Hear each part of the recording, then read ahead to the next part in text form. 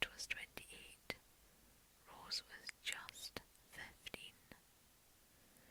He was already a father, and soon Rose became stepmother to his two daughters.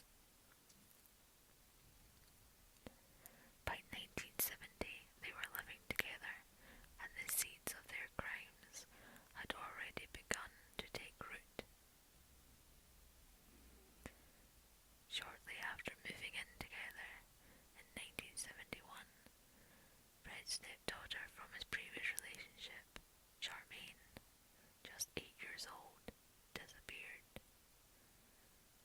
It is believed Rose killed her while Fred was in prison for another crime.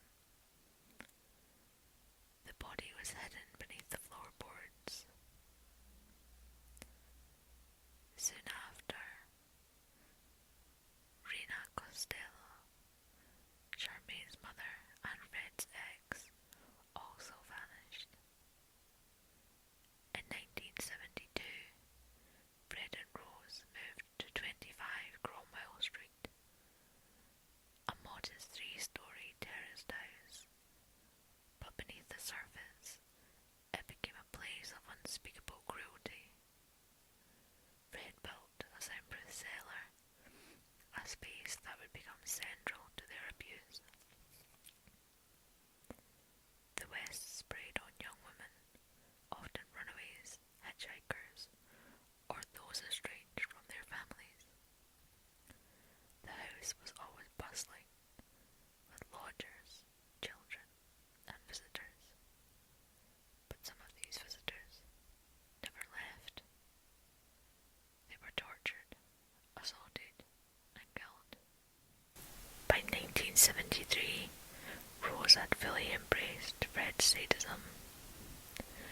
Together, they lured Linda Goff, a 19-year-old lodger, to her death.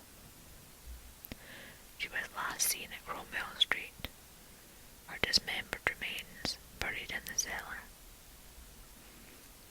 Others then followed: Carol Ann Cooper, 15, Lucy Partington, 21, Shirley Hubbard, 15, Juanita Mott, 18, Therese Seigenthaler, 21,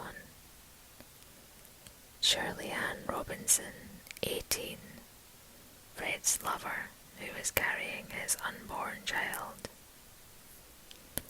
Alison Chambers, 17. All vanished between 1973 and 1979.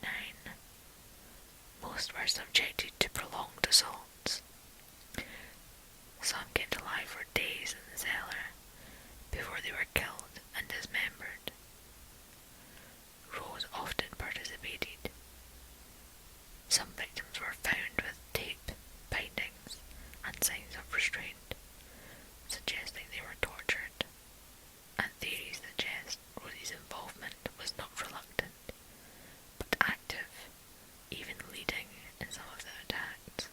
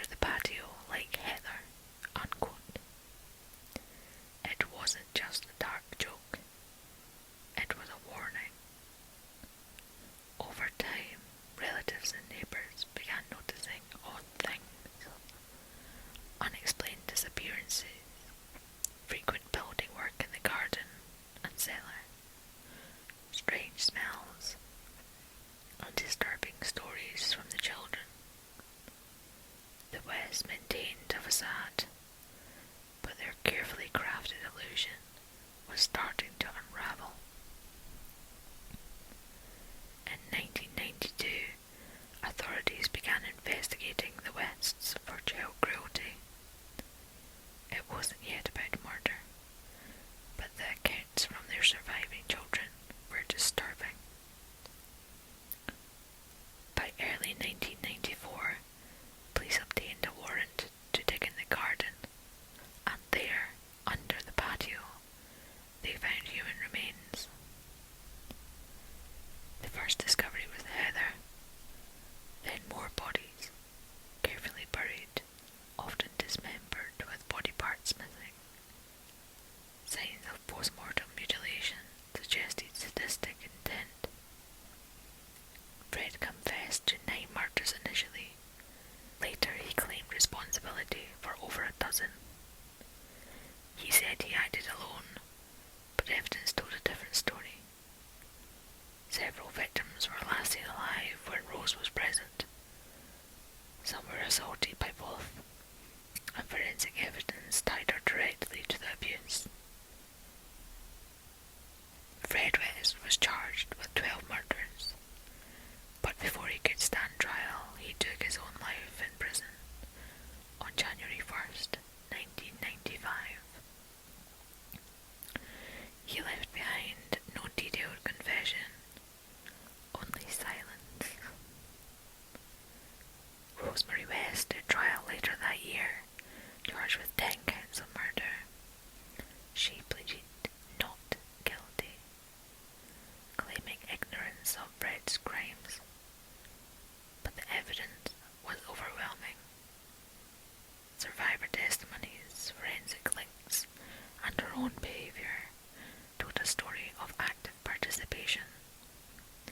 She was convicted on all counts and sentenced to life imprisonment, with a rare recommendation that she never be released.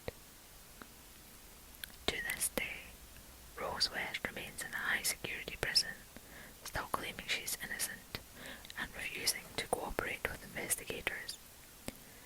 The house at 25 Cromwell Street was demolished in 1996, erased brick by brick, but its story remains. By the time of Fred's death, his relationship with Rose had dissolved. At one of their first court appearances, Fred tried to reach out to Rose. He gently touched her shoulder, but Rose didn't react. She looked away. No words, no acknowledgement, just cold silence. Later, Fred began to question everything. He told police he felt betrayed by Rose. He wondered aloud, quote, "Did she ever really love me?" unquote. He confessed that he had been protecting someone, implying that he hadn't told the full truth. So why did Fred and Rose West commit such horrific acts?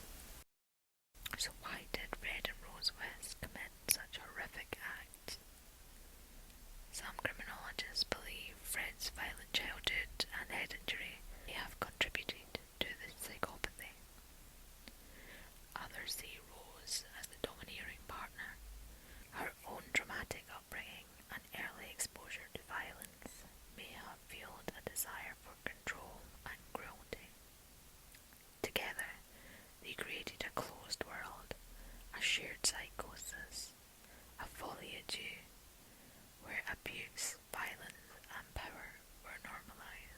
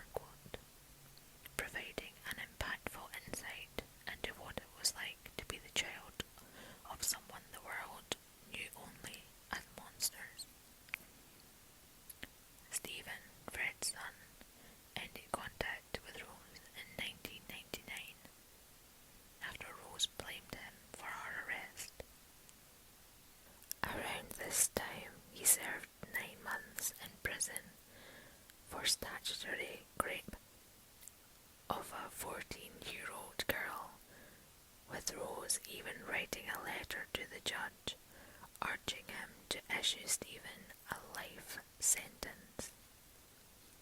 He has spoken publicly in carefully chosen interviews and documentaries describing his childhood.